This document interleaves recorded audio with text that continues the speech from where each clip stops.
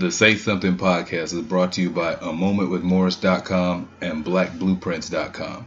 That's blackblueprints with a Z.com. I'm Jermaine Morris here with the one and only Mr. Barry Accius. Yes, sir. We are bringing you the Say Something podcast. Say something, say something, say something. Yes, where we get together talking about everything happening out here in the life, in the world, in the traffic out here in these streets. In these cold, cold, cold streets. Episode number 73 coming at you. Booyah! 73. One time.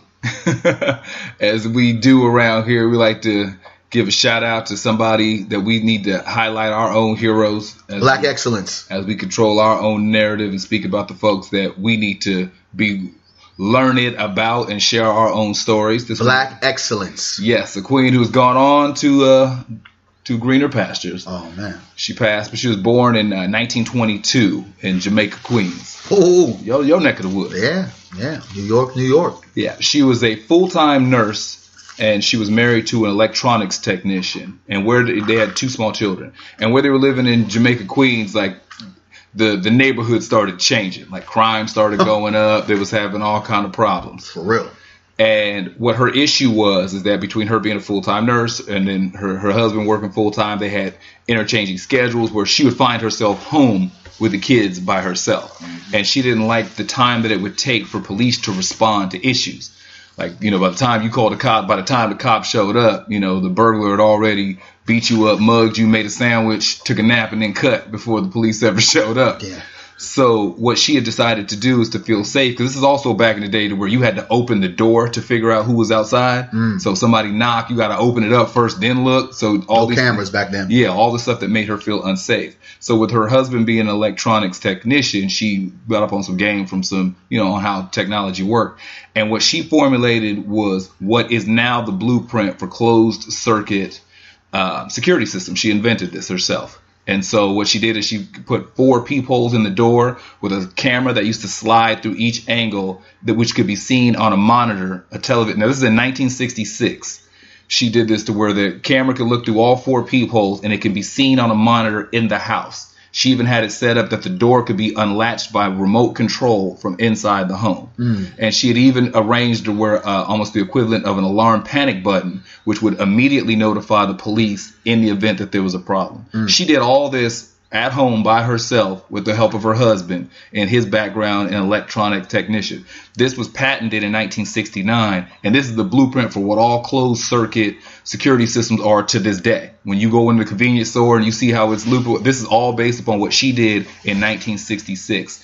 She passed in 1999, but what she did revolutionized how the world sees things in security. And this is one of the things that we created that a lot of us don't even know about. So rest in peace and show some love one time to the late, great Marie Van Britten Brown. Oh, boy, you went to the archives on that. I didn't know nothing about that. I think we got, because sometimes we look at the artists or we look at the actors, whatever, but sometimes it's the day-to-day stuff. Like, we have created so many things that we use every single day. We are the inventors. That we don't even know we did. We are the inventors. And it's by design that we don't hear about, greatness like this, excellence like this, because, we want our young people to grow up feeling that they're inferior. That's kind of like how the system has created it, because that right there is so important. Yeah. That ingenuity, that fact that she's a woman, right? A black woman from Queens. That's just remarkable, and you don't hear that. You don't hear these stories. Yeah. So we thank you for the Black Excellence corner that you've submitted to our fine show. Something. I think it's important. Say something. Oh yeah, no, it's excellent. It's not only excellent, it's important. But I wanted to know that nephew. Did you know that? No. See, we got our nephew. I got nephew in the building. Yes, a college student.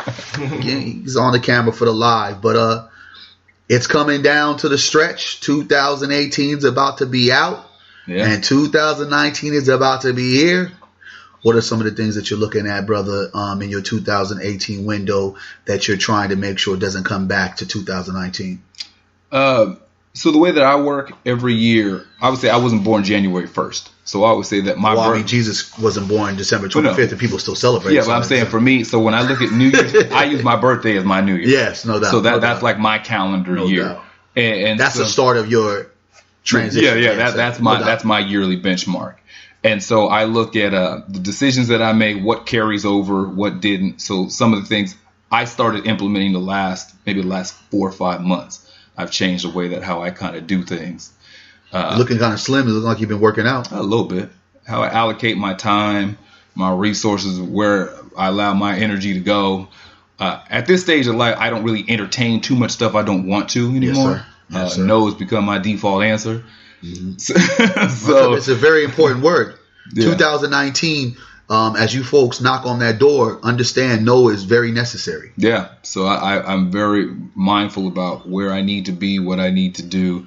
I look at in the long game. This is more or less, God willing, my family, we live to be in our 80s and our 90s typically. So I'm 41. So this is about halftime. Yeah. So it's a good gauge of, there's a lot of things that I still want to accomplish that I was, let's say about a year ago, I was a little slow on. I'm like, I've got a little more sense of urgency to getting stuff finished. So execution is much more, my execution rate about to go up. That's my major focus for this coming year. What about yourself? Man, just continue to get the haters pissed off and mad.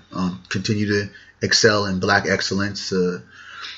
I look at this year coming up, man, because I have accomplished so much. 2018 was a impactful year. Yeah. It was. It just seems like ever since I've been thrown into like the public view, where people could scrutinize me a little bit more, I was recognized a lot more in my community, from the inside into the outside. It just seems like I've just had this winning streak of just continuing to reach my goals, continuing to get in different endeavors, continuing to build young people up, continuing to build for my community. 2019 is no different. We're going in there. Opening up my first thrift store with my my first thrift store with my partner in crime, Passion Bailey. Shouts out to Passion, with her Crystal Bowl Book Club. We've just kind of got together. We've actually talked about this for about 3 years. It's 3 years in the making, so we're going to be launching our first thrift store, Hidden Gems Thrift Store. It will be opening up March 23rd, 2019. Okay. So that's one of the big things that I have my focus on, my radar on, and just constantly just doing work that elevates the people. I feel that this is just a part of the build, showing entrepreneurship as I have been for the last 5-6 years, when I've really dug into being unapologetically black about my black economics, the black empowerment, just so to a level where it makes even Negroes cringe. White folks are going to be like, we're not into that. But sometimes black folks really get into that stage and that wave that they're not really certain why we take such this stance of committing ourselves for black economics, for the black empowerment, for spending black dollars. Of course, the Black Friday event with me, my crew, the Black Friday Coalition, we did the Black Friday event on that day after Thanksgiving, was just such a powerful event. Yeah. So we're going to be doing a lot more of those kind of pop-ups, those events, like something in Black History Month in February, making sure that we, dig in deep to kind of show folks I know they give us a month with 28 days, but it's 365. Yeah. But more or less my year, 2019 is going to be really more focused on the economic build, as well as other ventures that I have for me personally, making sure I get my YouTube page back up running like I used to have it before I got into this collaborative with everybody. And I think I'm going to slow down a little bit with some of the collaboratives. I don't think that every collaboration necessarily is a positive or is impactful for both sides. So I think that in 2018, I've given a lot of myself, of who I am and what I could do to people, and ain't got back in return what I felt I should have got in return. So I'm going to kind of steer my engine back into the clearness of what I'm used to and what got me here today. Okay, that's very purposeful. You have to be. And I think that that's important because we say it all the time, you know, in life, that you got to be focused, that you got to be driven, tell everybody, you know, to step your game up, to do all those types of phrases, whatever's the cool phrase for that given season. Well, I think it's also for folks in 2018, if you was winning, keep winning. You know, like don't switch up, don't change up. Like I go into 2019 with that same attitude. I'm gonna keep winning. I'm not gonna go back to, well, let me change this up. Let me change that up. Let's see how I can get better and continue to win. Why do I need to fall off from the same stages of what got me here and what got me successful? Keep winning. Yeah, and give yourself the proper respect. Respect the small victories. Respect the small wins. I don't think people do that enough. I don't think I've done that enough. I don't think you've done that enough. I think most people don't respect the small victories. It's got to be, if I didn't hit a home run, I might as well have struck out. Because I mean, think about it. We're going in 2019. We're going to our 4th year of our manhood mentoring conference. This is how we do it. Come on.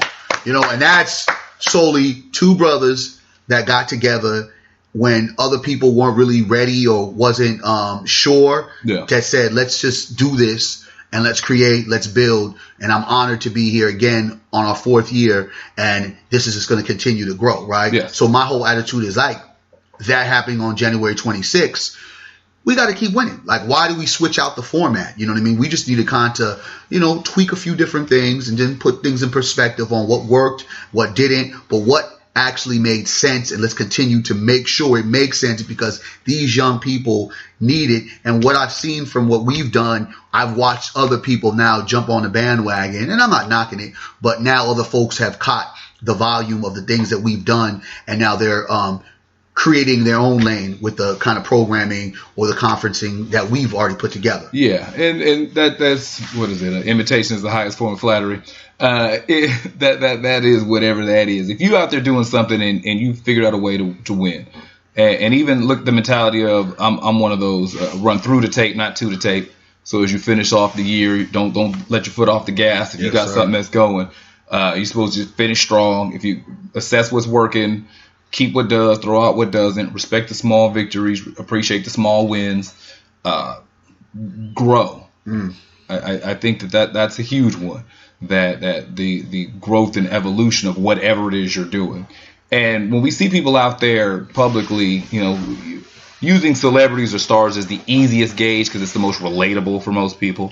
But I think that's the one thing that's being thrown in our face constantly. Yeah, but they're good for an example, and then you bring that down to your day-to-day life. Okay. And so we have in our society where we elevate these people for whatever they do professionally. We like to look at them and say, this is the standard of what this is. This is what keeping it real looks like. Or this is what keeping it fake looks like. Like this is the dude who, like, this is the dude. When I talk about this real man, this is a real woman. This is I want somebody like, you know, I want a woman like Felicia Rashad. You know, Claire Huxtable. If you can get a wife like Claire Huxtable, you know, you straight. You can get a man like Barack Obama. Yeah, there'll be women out there, they want a man like Denzel. Yeah. You know what I mean? Like they'll use so I get using. They ain't saying Bill Cosby no more. Nah. You could get Claire Huxtable with Denzel. You Felicia Rashad, Denzel. You gonna have some. I want a man to do me like Bobby Brown, right? Yeah. Could he be Denzel in the streets, but Bobby in the shit? Exactly. I want a man like Tupac. I want Tupac. Just saying, though. I mean, that's what they said. I know, I get it. So I mean, had us brothers running around here trying to get thug-like tattoos on their stomachs, beer bellies and all. Some did. I've seen some bad tattoos, kitchen table tattoo work out there. Man. But I think that something we want to look at is we closing out on this year, and that we're kind of seeing what's happening, and just a whole lot of fuckery, a lot of that. And so something that was kind of making me think we use certain phrases a lot. And so two phrases that get used regularly in our society is cooning, and selling out. And you know, as folks who have listened to our show regularly, silly ass Negroes, but we'll get that later. But so one thing when we say somebody's cooning, that's when they kind of, you know, put down one group to elevate or make comfort of another. Yes, that's one thing specifically. But the selling out part is where the question marks come. Because it's real easy to say that somebody, well, man, he sold out. He didn't keep it real. And we talked about selling out a lot with Kanye. Or she sold out for this. But is it everybody selling out, or are we not is selling out not as big as the deal as we like to think? Because there's a few examples that have happened in the news, but let on the day to day. So one thing specifically, so the young brother Andrew Johnson, he was a teenager in New Jersey. If you see the news story, he was a wrestler who wrestling is big for him. Yes, sir. Like he's a teenager.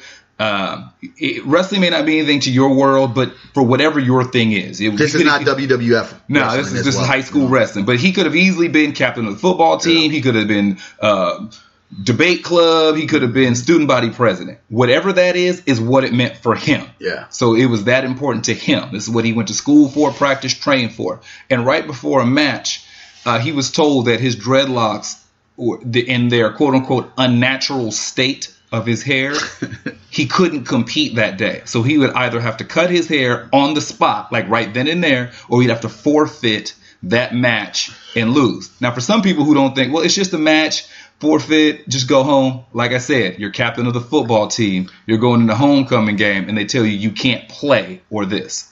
You've been leading the debate team or the chess club. It's the big day. You can't compete. Like, you got to equate it to whatever it is for you. Science fair, you done worked on this project for 6 months. Oh, you can't subject yours unless you. So he decided in the moment that because wrestling is what he had been focused on, he had his hair cut right before the match. Now I don't think he decided. Well, he's decided. Well, in the state that he was in at the time, he was coerced. He was. Well, that's my point. Yeah. That's my point. So first off, he was still a child. There's no decision. How old is he? 17, 16? Something like that, 16, 17. That decision shouldn't have been made on the spot without his parent being notified, most adult supervision, any of that. It was wrong across the board. But in the moment for him and his decision making, wrestling was that focus for him. The dream that he had, he wanted to compete. The idea of because on paper he would have been beaten by somebody who didn't actually beat him. Like all those things going through his head, he got his hair cut to compete and play. Now, for a lot of us, we're like, that's not that big deal. But how many of us do that in day-to-day life? How many of us find ourselves in situations that go against something that internally messes with us? For something that we want to do. That's most black people in America. Well, that's what I'm talking about. That's most black people in America. That's my point. Yeah. If it's most of us, is it selling out? Well, I mean, I think, first of all, with his situation, with the dreadlock situation, that's not sellout. That's not conforming. That's being punked. That's been a trend in 2018 here for black people. Whether it was getting called, the police getting called us at a barbecue, the police getting called on us, going into our own apartment, the police getting called on us because we cashed a check and the bank teller thought that was a check that was way too much for us to cash. Yeah. This has been kind of like someone on my Facebook page had a long list, and the list was about 50 incidents of black people to me being punked. Living while black. That we're living while black, or just getting police called on them for whatever situation it was that anyone else, no one would have even thought about doing that, right? Because we as black people are looked at suspects before anything else. We're looked at criminals before anything else. So when I saw this incident, there's a lot of different ways that I kind of felt about this incident. One, I hate the fact that we've done so little to escape from having to create things like this, heinous as it is, to go viral, right? Yeah. We've kind of like, oh my God, our shock treatment is share it. Now, I discussed it, but I didn't share the video. I didn't share the story. I talked about it, right? Yeah.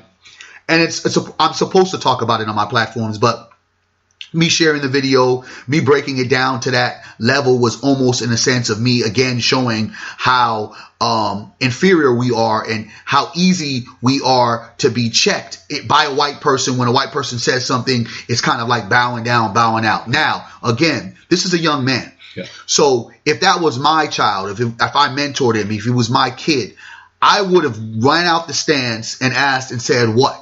Right there, I'm looking at where was the parental guidance? Where was that person that was his voice box that said, wait a minute, whoa, if you want him, first of all, if you want him to cut his dreads, where's the policy that says that? I'm asking where the paperwork is at. And then let's say he said, you know what, mom, dad, I don't care, let me cut it. Can we go to the back? You know, where is the responsibility for that kind of embarrassment that those folks who all were there while one of the coaches or the assistants was cutting his hair in front of everybody? And you saw his face. He was obviously disturbed. Humiliated, you know? So when you're humiliating this young person, and then the same thing when we talk about, because I'm in these different spaces and we talk about white allyship.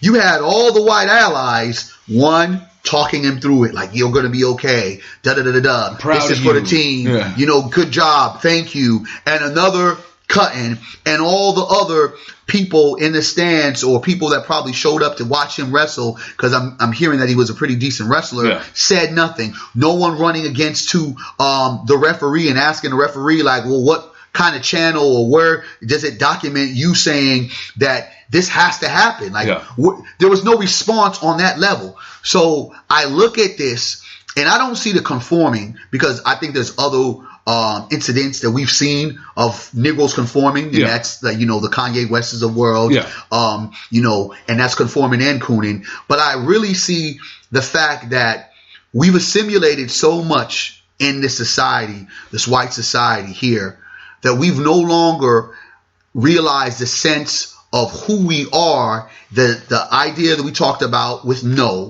and being okay to say, yo, this ain't right, this ain't cool. And me saying that doesn't defy you and say, hey, I'm going against you. It's just saying these are my rights for me to be able to say I'm not with it. My hair should not do anything if I have been wrestling with my hair previously. No one has said anything. There's an issue. It's almost as if a white person says, yo, you got to get rid of that hair. Automatically, we're like in shock, like, oh, do we really? It's kind of that slave complex the slave mentality that a lot of us have. Is that a white person says it ain't cool, which automatically in our mind, it ain't cool. Because what's not cool is everything that happened up until that point and everything that's happening now. Now we're finding out that this referee has a little sketchy past. That's what I was going to go. You know what I mean? Now that we're finding out that, black people are outraged, but this is a constant thing that's happened in 2018. Yeah, that's what I was alluding to, that the referee, the specific referee, because the kid has been wrestling all season. So this with dreads, because dreads don't. You know, it wasn't like he put a wig on. He's been having dreads. It was no problem. They weren't lace front dreads. And so this particular ref, that particular ref had a particular issue. There was an incident, I'd say about 2 years back, where he got into it with somebody where racial slurs were used. He never denied using them. He apologized that it escalated to that point, but he was saying, he copped to doing it. He's like, kind of what it is. Because that's what white people do. They get to apologize and they get to continue on with their racism. And we're okay with it. And so for that young man, I don't use his decision as a benchmark of selling out. I don't believe it was his decision. No. I get that, but that's not my point. That's what I'm saying. The idea of being told that you need to do this in order to do that. And so I just use that because it's in the news currently. Somebody might have come across it. But as adults in our day-to-day lives regularly, a lot of us get hit with that. We get hit with the can you turn down the African clothes? I mean, I understand that that's your thing, but the red, the black, the green, you got to wear, your hair. Can you press your hair? Can you straighten it for me? Can you cut all that? Absolutely nothing that has to do with the function of your job. But there's a whole lot of sisters walking around with weaves, with flat iron hair, with chemicals all throughout out their brain and their body, their head, because they need to look corporate. Yeah. So when or you're not looking professional. Professional is the other word. And so on the day-to-day basis, is that selling out? You may not be doing it for a championship. You may not be doing it for album sales. You may be doing it to keep your job at the bank. I think that there's a difference between the sellout and the difference between conforming. I think that Negroes do a lot more conforming than doing selling out. Okay, so let's talk about that difference. So for me, like, conforming is kind of like just fitting in to get in, right? You know what? You fit in, but you really don't. But you're going to do what is not your norm to kind of get in because you have to get this position. You're just not trying to make waves. You're not, I mean, you know that there's an issue with your white manager, but you're only black person in here. And if you say something, you probably will lose your job because there's no one else who's going to advocate for you, right? Okay. Or, you know, you are a situation as a sellout. You are just a person that really sells his community up the river. Like, okay, wait a minute. You know, if you're, say, for instance, you're in a public office, right? Let's look at a council member. Okay. You know that measure that you're supporting is going to affect black families in your neighborhoods that you say you support. Okay. You know, these are the kind of things where you're taking monies from a system that oppresses black people. And the sellout Negroes aren't just Negroes cooning in the government. The sellout Negroes are the same Negroes that are selling poison in our community. So be very clear. That to me is a sellout as well. When you know that these devices, you know that these things that you continue to sell to your people are going to get us addicted or are going to get more crime in the community, but you do it because of your own selfish reasons. To me, that's a sellout. So I believe that, you know, you have a lot of Negroes because in today's society, it seems like if you don't conform, you're not going to go anywhere. You're not going to be able to move up that channel. That ceiling gets really low. Oh, man. You ain't going to play the game. You can't be as black as you want to be because people don't attribute blackness to being strength, blackness to being intelligence. They attribute whiteness to being that. Being black on your own time. Come on now, like, Negro, can you shut down the black talk and kind of talk like me? Yeah. Huh? So when a motherfucker conforms to switching up their tone because they want to appease white people or people in their office in their system, that to me is conforming. Selling out is a whole different situation. And it's like you have a balance of the two, but I see like a Kanye West to me is a little bit of a conformist as well as a sellout because black people have stood and said, we're not following this whole Donald Trump situation. I don't care what he does on the back end, but the reality is, Kanye, you don't need to be wearing a hat. If you want to speak to him, we get it, but you don't need to speak to him in a way to where it's throwing us under the bus, right? Okay. And it's opening doors for him, Donald Trump, to be like, you see, black people do respect me because I got Kanye West cooning around over here in my White House. I got friends from the blacks. Exactly. Okay, so going with that is what I get from that is that conforming is just about you. Selling out involves another person. Like conforming, playing the role for whatever you need, code switch, whatever you want to call it. But a group, but I think as a group though. Well, no, I'm saying each individual, and you just have a lot of people conforming. But as a conforming, like, I'm going to cut my hair, I'm going to speak this way, so I can get in. But selling out involves, you seen Ray? You know Ray been on a 17-minute 15. Yeah. So you gonna go ahead and just throw Ray's name out there just to sound good? Hey, you seen Ray? Yeah. Oh, is he still on break? Yeah. You know, like that. But here's the thing though. Conforming is almost just as deadly as selling out. Okay. Why? Because if I am a conformist, right? Yeah. And now you're the new black guy that has come into the nuance, right? Yeah. I'm like kind of coaching you, like, well, hell, if you want to kind of stick around here, you know what I mean? They don't like all that Negro talk. Like you this. Know, they don't. So that in turn creates the certain energy that you believe, like, well, maybe I have to go the route that Barry said. Like, I have to maybe, well, he's tighten been up here my for pants. 7 years. I'm looking at the wall, and he got all these awards, and he's high up in management. I might have to play that role. Conforming by, I don't even know what that would even be. Well, see that because it's with me indirect conforming. Like I don't know. I know. With me, it's like this.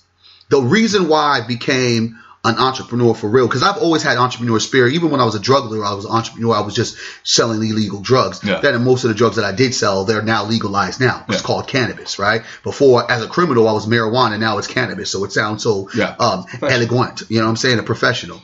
But I stopped and said to myself, I don't want to call in sick. That's why I created for myself. Okay. Because I didn't want to conform. I didn't want to have to do certain things that I was out of my character. I didn't want to have to go back and forth with people that I thought were less qualified, didn't have the intelligence or didn't have the know-how in the field that I was in. So, they would want me to be this way, but Barry can't be that way. Barry's going to be this way. For me to be true to myself, I had to create my own thing, and so as I created my own thing, that gave me more of the freedom. One thing that I loved about what my brother LeBron James said, and who's becoming more and more of one of my favorite athletes of all time, he said about, because he was talking about on his, one of his TV show, an idea that I think he's took from us, but we'll talk about that later. He was talking about the NFL owners have the slave mentality. Yeah. And I would like to say that not only the NFL's owners have a slave mentality, but I feel all owners that are running a bunch of black men, whether it's basketball or NFL, have some kind of slave mentality. Yeah. Some may give you a little bit more leeway, and others may have a little more of a tight. If you're in a profession where you refer to the person at the top as an owner, yeah. I'm saying you're not a school teacher thinking about, man, and I wonder what the owners are going to say. Yeah, exactly. Or so, you bank teller. It's a tight. There's a certain. Yeah. So it's a tight wire, right? Yeah, and mentality thing that goes along with it. But one of the things that he said that was profound to me was where he knew the value of himself and he knew the power that he had. Okay. When they were asking him that question about why he said that, and they were asking him questions about some free agents that he's talked about he wanted to play with, he said, nobody's going to be able to tell me what to say. I'm going to say what I want to say. Yeah. And to me, I was like, okay, LeBron, what I saw right there was a brother that knew his power. Yeah, right now, you guys have the power per se, but I also have the power because without me, your ratings go down. Without me, there's not going to be butts in the seats. Without me, the flagship of the NBA, there wouldn't necessarily be this whole grasp of look at the NBA from what time for the last 10 years where LeBron James has had everyone just captivated on decisions, beat the Warriors, leave Cleveland, come back, get a title. So when you see a person who's still under someone else's ownership, understanding his value and his power, lets me know as he leaves, he's going to be an owner of some kind of franchise. Yeah, okay. Something that goes along with it, what I think is important. So what if you're not the LeBron James of your world? Because when you're the flagship of the league, when you are the most dominant, most recognizable, when you are the cream of the crop of your particular industry and whatever that is, it may not be professional basketball. You may be the best accountant at the firm. Like you get all the accounts. You close all the deals. Like you that person. So of course you get more leverage and leeway when you're the top. But what if you're like you're the Kwame Brown? That's pretty low. Of your industry. So the idea of saying, I'm going to say what I want to say. Nah, you ain't going to work here tomorrow. Huh?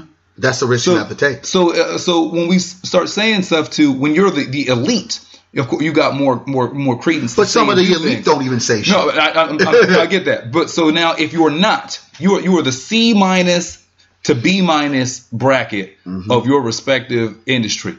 Is that conforming or selling out, or is that feeding your family and taking care of your responsibilities and handling your business? I still think it's conforming. I feel it's conforming. I mean, if you are not being your true self, you're conforming. If you're not being your true to life self on an everyday basis, like that's just who you are. Yeah. People have seen me at 14 and see me now, so that's Barry Accius. Yeah. That's him. This ain't no lollipop game. 1 minute he turns it on, he turns it off. I'm me every day, all day.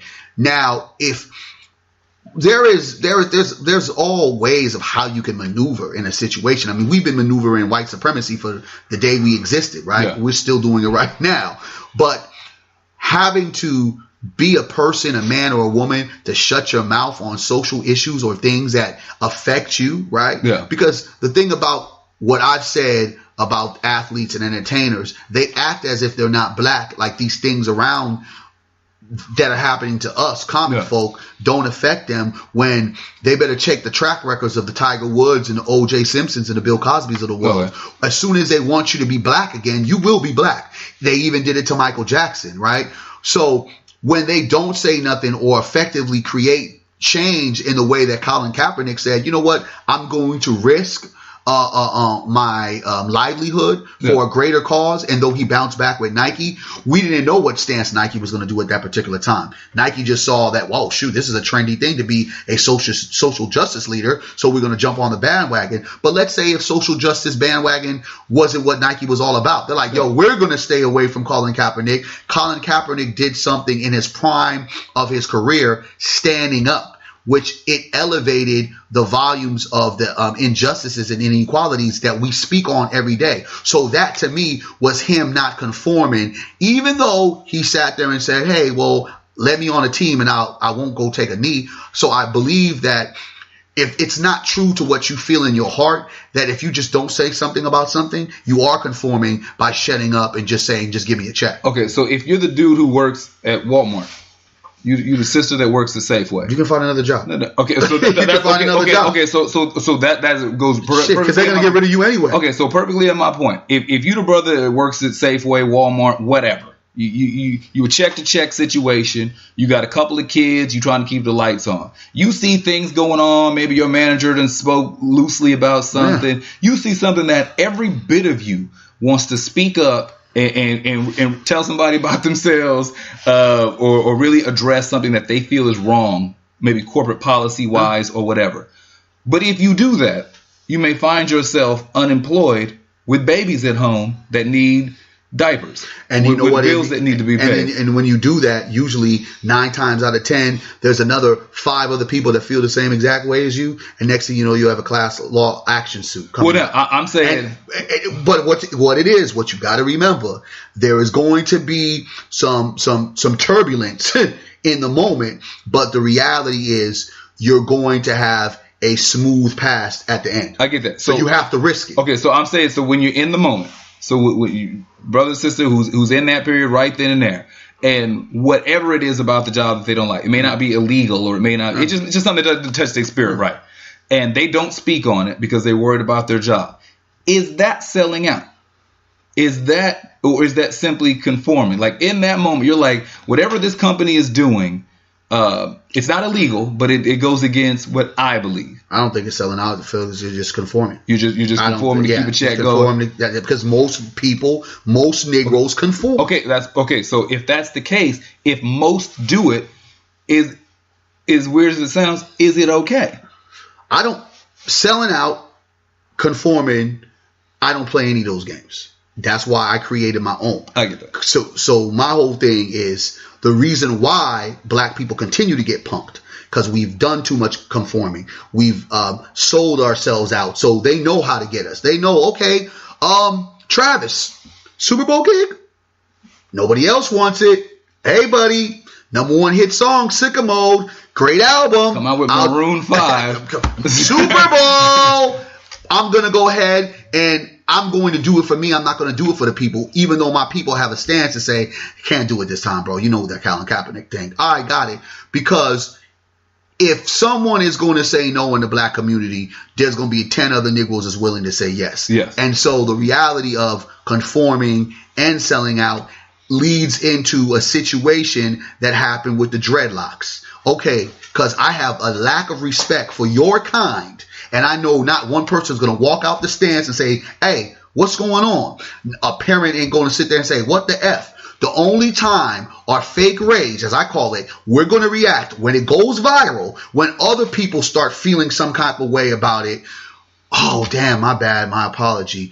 Because we continue to allow ourselves to walk into this burning house that Martin Luther King Jr. said without us saying, hey, get the water and get the fire extinguisher. Shit's burning. Oh. And that's why I believe they're allowed. That's why Negroes will conform, because they don't see anybody else saying, man, we ain't got to do none of this shit. Like, so when you came into the building looking at my 1 or 2 plaques, I broke you down and told you the game, like, psh, as you was all tied up and suited up, I bet, bro, loosen up that tie, dog. You know what I'm saying? Come on, man. You can still be employed a month. You can still be employed a month and chill out. Well, man, you so tied up, and man, come on, man, chill.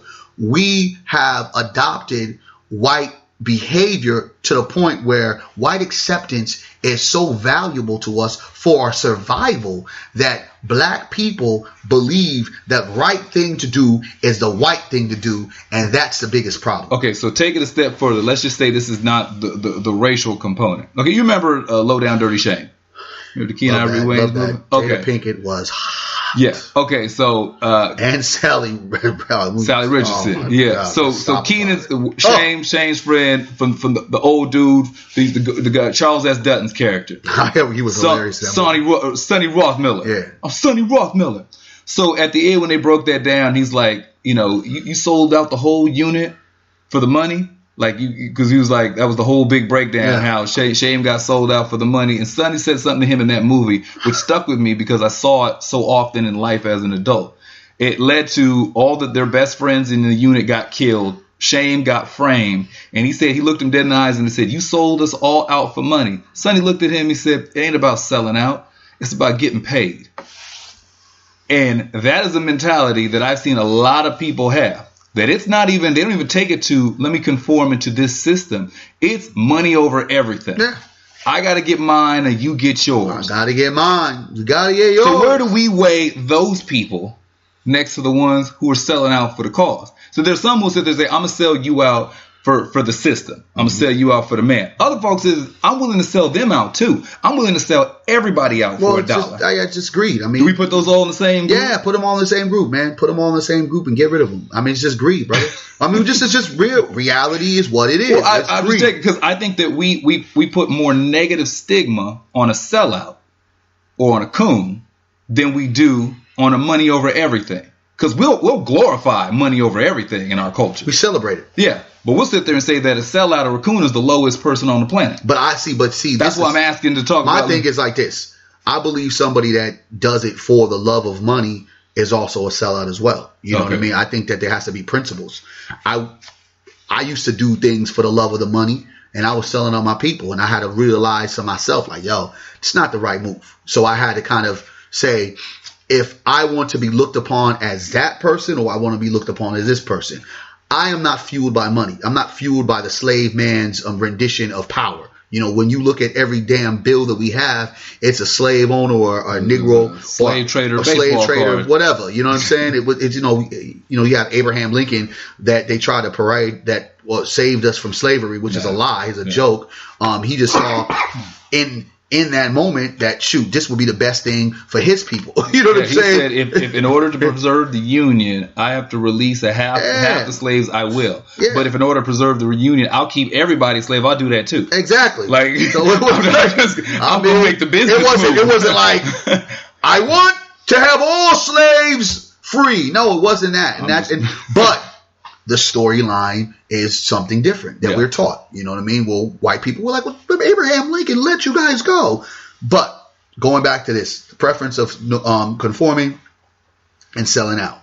The unfortunate part of it, niggas conform every day, niggas sell out every day, and it's all because of the power and the acceptance, I feel, of white supremacy. The idea of being okay with Billy Bob, Sandra J, and Leonardo instead of worrying about Malcolm and Antoinette. Because Malcolm and Antoinette are on that they're not on the threshold that these others are.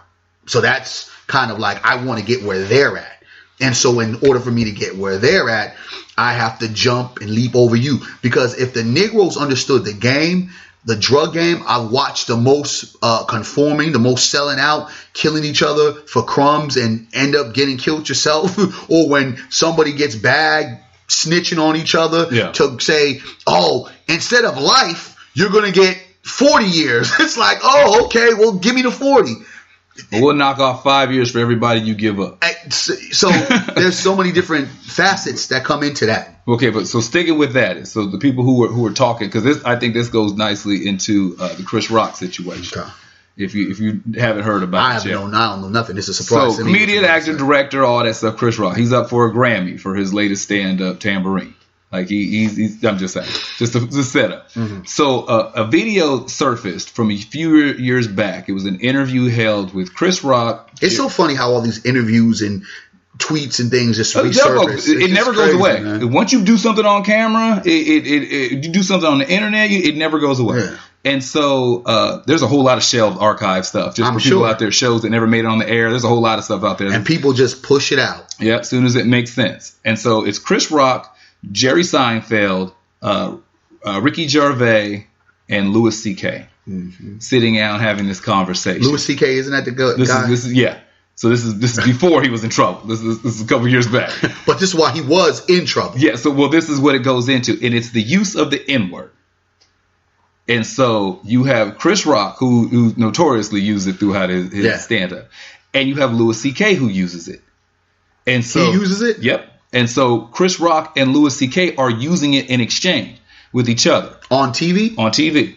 Ricky Gervais, if you know, he hosts like a lot of well, for folks, CNN. He does a lot of the award show stuff. Accent. His big claim to fame is roasting the celebrities in the crowd when he hosts events and stuff. And so he says it in reference to Louis C.K. and Chris Rock saying it. Jerry Seinfeld is the only one who looks uncomfortable. He says, I don't use the word at all. I don't use it on or off stage. I just don't think there's a place for it in my life. That's Jerry Seinfeld. Smart move. So he's the only one who has just definitively removed himself from the situation. So the question then was coming up is about Chris Rock, because he's in a conversation with 3 white men, and 2 of which are going back and forth with him using the N-word, and he seems completely unfazed and is more or less co-signing the use of it during the case of this conversation in this interview. Conforming, selling out, cooning, just don't care. Cooning and selling out. You know what I mean? Cooning and selling out. He's already conformed. He's already where he needs to be. He's already done what he's had to do. And in particular, I think a lot of these so-called artists that represent us, whether they're on the comedic side or, just the full-length actor that is, on the serious side of town, not just saying jokes. They do weird things. Once they are praised at being black, but then as they come up and become mainstream, it's almost like their blackness washes away. So as they portray a certain blackness, it's almost kind of like that running joke where, it's kind of like, oh, look at how he does that black joke. Oh, it's so funny, because now he's in the in crowd. So it's almost kind of tap dancing for his white celebritons. So what was funny, not to cut you off, the person who roasted Chris Rock the hardest for this, Wayne Brady. Now, Wayne Brady has been the poster child of for us who roast Wayne Brady religiously because of that show that he was on. Well, for everything he did. The only time Wayne Brady gets street cred is that episode of the Chappelle Show he did, when they was like, "Oh, he is black." So Wayne Brady was one that came hardest to Chris Rock. So in those situations, those spaces where we had, and when I'm not talking about the N-word with an A, I'm talking about hard R. Yeah, I'm sure. No, I'm just saying for folks who hear it, it's ER the way they're using it. Well, I mean, it's an absolute clown show. I don't even see how Chris Rock would even allow himself to be in that kind of foolery. But again, the tomfoolery that is around when you get into these Hollywood stakes, it becomes something to where they have conformed to these kind of behaviors. So the guy who's not the Hollywood guy, the guy who works at the bank, the dude who works at Safeway, because we know these people too. Who's got the white friend who throws the N-word around all the time. I had a homeboy that's girlfriend used to call him the N-word, and I used to look at him crazy like, are you serious? I'm going to check this bitch. That's where I was going. So now, is that conforming? Because you don't need to fit. It's being a silly-ass Negro. That's what it is. It's being a silly-ass Negro. So when we have non-black friends who throw the word around, use the word, and however... Let me be very clear. The use of the N-word should not even be used by us.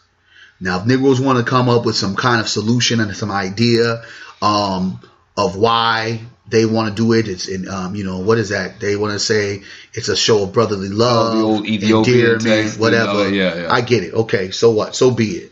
But back in my day, a white boy wouldn't dare even come close to saying that. I've had white partners that got knocked the fuck out, friend or not, for even attempting to say the word or even having it uttered. And even had a friend that a longtime friend of mine, when we were in some conversations, he got so belligerent and he started saying that word, and it was like, we're done. I'm not fucking with you anymore. It's not even cool, because you know that that's the line that you're not going to cross. And he did it in a way where it was like, yo, I want your head.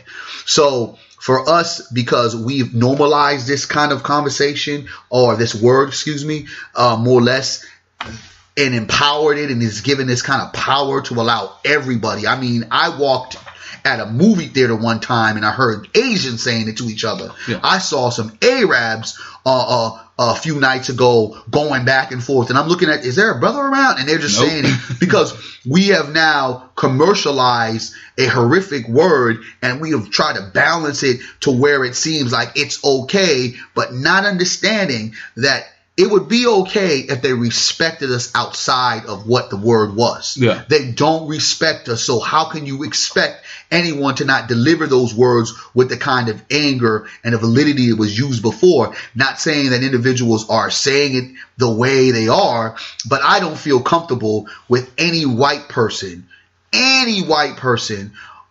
on TV or believing that they can get away with that word. I remember when Ice Cube had a situation with one of those comedian slash an analyst. I forget which one he was. I think the dude on HBO or something like that. And he was basically telling them like, "No, that word, nah. You know, you can't do it." Bill Maher. Yeah. And I think he kind of gave him a little bit of a pass as well.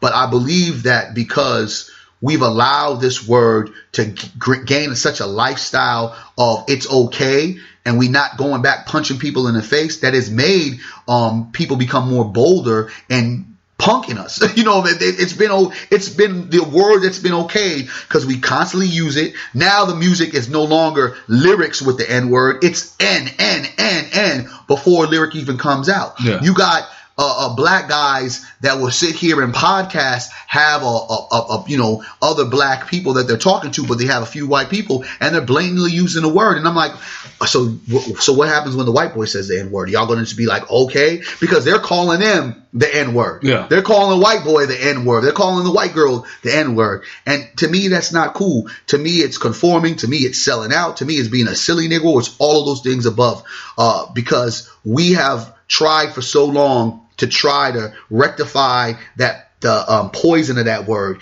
and the poison of that word and the history of that word still remains to me to be the reason why we have not elevated, because of this word, because of this language. We're using language that they depicted and they utilized to brainwash us and to humble us. We didn't get called our name. We got called the N word. Yeah. And so I tell all my young people around me, I look at them funny and they know it. I look, I'll be like, man, come on, because I don't use that. And now people will preference, well, Barry, you use the Negro. It's not the same. It's not the same. The N word, it should be outlawed, and we can't be so upset when it happens over and over again if we're giving people passes saying it, those with power and those in the music. And now I'm hearing that they got white boy rappers that are using it fluently, and it's like no big deal. Yeah, those days of saying it out their mouth and waiting for the punch are over.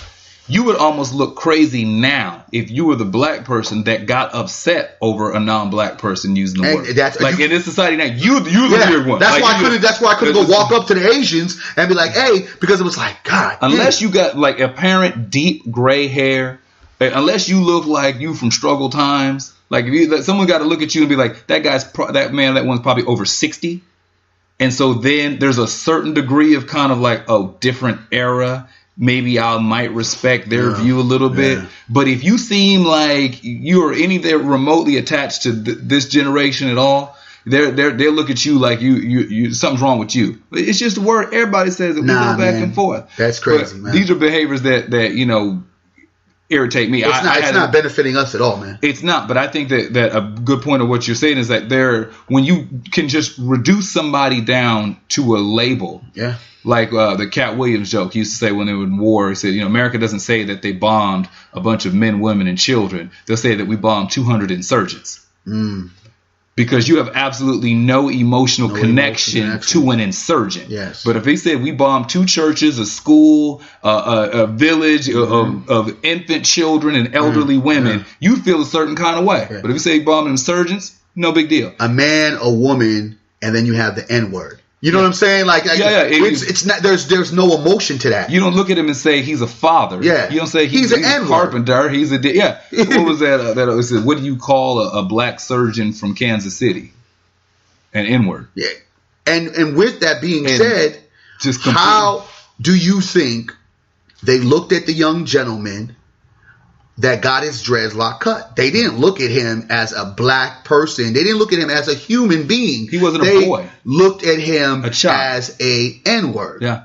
And you will do as we ask you. Cut your dreads or you'll lose. And you lose, you'll be letting down everybody else. But the reality is you lost because you let down yourself. And that becomes the bigger issue. And had that young man sat there and said no, that would have been the greatest thing ever. He'd have been all 31 flavors of selfish. Yes. Of solo. He's not a team player. Can't be coached. He needs to be. He's difficult. Yes. He's arrogant. Yes. He needs to be kicked off the team because he's not a team player. Selfish. All that sort of stuff. He'd have can't be coached. All that and all that label followed him. All those look at him. negatives. And what we talking about these folks, and we talk about people out here who aren't making the best decisions. I think there's usually somebody in particular that we like to highlight that you feel we need to bring before the congregation. This conversation is so real. I like to go into actually our silly Negro of the week is actually I'm going to have a congregation. Actually, I was looking at Offset with all the coonery that he did and the silly Negro stuff of trying to get back his girlfriend Cardi B with the simping that he did. Well, he's white. He did marry her. Oh, excuse me, wife. Excuse me, his wife. He did marry her. Yes, his wife. His baby mama, his wife. All right, let me get that correct. Thank you.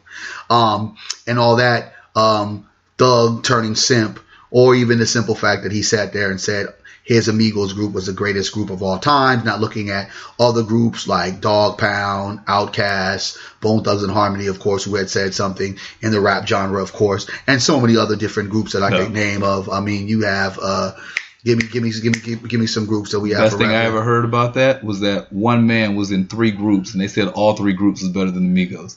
They said Ice Cube was in 3 groups: the Lynch Mob, NWA, West Side Connection, and NWA. And they said all 3 of those groups are better than Amigos. We're talking about Brand Nubian. I mean, there was some great groups. I mean, Tribe Called Quest. Man, let's stop talking about it, man. But Wu-Tang. Can you stop? But we're not going to even put him on there, even though he was going to get the nod. But I am going to go back into what we were talking about earlier. And the silly Negroes of the week got to go to the Negroes who sat there in New Jersey and watched this young man be humiliated by getting his dreads cut by one of his coaches, a white coach at that, and another white coach trying to convince him that he's doing the right thing, as this white referee who basically said, who utilized his power and his privilege and said he got to cut these dreads, even though this young man has been wrestling with these dreads forever. However long he's had these dreads, he's wrestled with the dreads, and it's never been an issue. I got to sit there and have to give the silly Negroes of the week for all the black people that stood there and watched and said nothing, and then turned around and had all the fake rage. I have to ask, where was his parents at? How in the hell, if he had a parent in attendance or had anybody that was a relative in attendance, how did they let this situation go down? It's way too often, far less, that we have situations like this that continue to turn back the clock of where Negroes had no rights, where it seems like even when Negroes have rights, we don't use our rights. It's okay to say no. It's okay to say I'm uncomfortable. It's okay to say that I am not with it and feel that you are still a human being. You are still a man. You're still a woman. You're still a young girl. You're still a young man. This is a young man that got put in a situation that no black person neither went to his aid nor sat there and protested and said, hold up, what the hell is going on? Grabbed them scissors from that white woman and said, this shit is bullshit. This has to stop. And by standing there, being a bystander of this, you are complicit to the bullshit, and you are a silly Negro of the week, because there should be no reason why our young men, our young women, our elderly, and our women are not protected. If there was any black person that stood there at that wrestling match and watched that horrifying, humiliating incident go down and said nothing about it, you are the silly Negro of the week. We gotta get like a boo. I'm just saying. I've been telling you guys. I mean, can we step our program game up? I don't even think it's a program game thing. We can get artificial sound effects. I like the personalized. We got to get that, man. The little bombs and all that type of stuff, man. You know. And don't get me wrong, Kanye West was also on my silly Negro of the week radar as well. with all his love stories with Drake. But I think where we'll be at is we'll have to start looking at annual ones, because if you're a constant repeat offender, we wish. Oh yeah, well exactly, and that's a beautiful thing, because before we go into the new year, we're gonna make sure we have our wrap up show for our wrap. So please tune in our wrap up show. We're gonna go live again. We're gonna have our wrap up show, and I'm gonna have our silly Negro of the year. Yeah, we have to, for all those repeated offenders out there. I think it's necessary that we shed light on these folks in these situations and have these conversations about stuff that a lot of us feel. I mean, the idea of code switching is common. Yeah. We call it our job interview voice, or the bill collector voice. The idea of conforming. Well, I got to look professional. I got to look corporate. I got to fit in. Where we're constantly capitulating, constantly conforming, and in some cases just blatantly selling out in order to try to move up that corporate ladder, to try to move up those tax brackets, because we have responsibilities. Sometimes it's for selfish reasons, that we're just trying to get our personal shine. Sometimes it's because we feel like we're doing whatever it is that we have to do to take care of our responsibilities, feed our families, and take care of our loved ones. In any event, these are discussions that we should have, things that we need to talk about, address, really take apart, and not just start labeling and blaming and faulting, but really understand where folks are coming from and what big picture effect that has. That what you do over here does affect how people are living over there. How you present yourself over here does affect how people get represented over there. And that we have to recognize that even though sometimes we may hit some struggle standing up for the things that we believe, or we may have to go a couple of extra uphill mountain trips to stand on some principles that are important to us, these things are they're very necessary to do, and it's definitely necessary something to say. So always trying to say something right here on this podcast. Say some. Where can folks keep up with you online for more stimulating conversation like this? Barry Accius on Facebook. You have IG at Team Void, Twitter, Barry Accius, and of course Black Blueprints with a Z on Facebook, as well as our website. Get that gear, man. I'm Jermaine Morris on Facebook. Every other social media platform is at J Morris CEO. This has been the Say Something podcast, and until next episode, year in review. Tune in, say something. Yes, sir. And we will holler at you later.